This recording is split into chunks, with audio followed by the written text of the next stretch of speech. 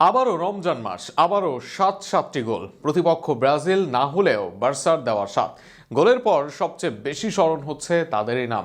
প্রথম হাফে টানটান উত্তেজনা, দুবার এগিয়ে গিয়েও আবারও গোল হজম করে বার্সেলোনা। তবে দ্বিতীয়ার্ধে ফ্লিকের বাজিমাত, লেভানডস্কি, রাফিনহারা মিলে ছেলে খেলা করেছে প্রতিপক্ষের সাথে। ম্যাচ নিয়ে আরও থাকছে প্রতিবেদনে। এমনই কোনো রমজানের রাতে জার্মানির কাছে 7 গোল হজম করেছিল ব্রাজিল। এবার জার্মান 9 গোল দিয়েছে বার্সেলোনা, আর ব্রাজিলও 9 গোল হজম করেছে নিউক্যাসল। বার্সেলোনা তাদের ঘরের মাঠ ক্যাম্প নুতে নিউক্যাসল ইউনাইটেডকে 7-2 গোলের বড় ব্যবধানে হারিয়ে উয়েফা চ্যাম্পিয়ন্স লিগের কোয়ার্টার ফাইনালে জায়গা নিশ্চিত করেছেন। 2 লেগ মিলিয়ে 8-3 ব্যবধানে এগিয়ে থেকে পরের রাউন্ডে উঠেছে কাতালান ক্লাবটি। ম্যাচে দলের হয়ে জোড়া গোল করেন রাফিনিয়া ও রবার্ট লেভানডস্কি। প্রথম লেগে সেন্ট জেমস পার্কে 1-1 ড্র হওয়ায় ফিরতি লেগে শুরু থেকেই ছিল উত্তেজনা।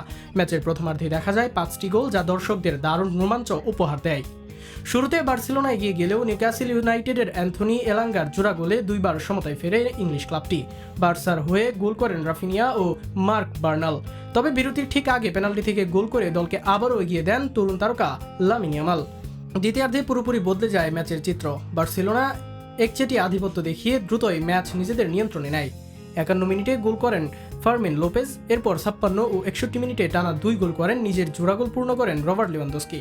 ম্যাচের 72 মিনিটে নিজের দ্বিতীয় গোল করে দলের বড় জয় নিশ্চিত করেন রাফিনিয়া।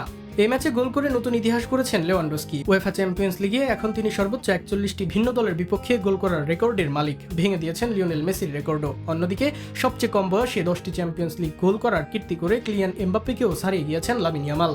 তবে জমজমাট প্রথমার্ধের পর দ্বিতীয়ার্ধে বার্সার গোল উৎসবের অংশ না হয়েও আলোচনায় বার্সেলোনা।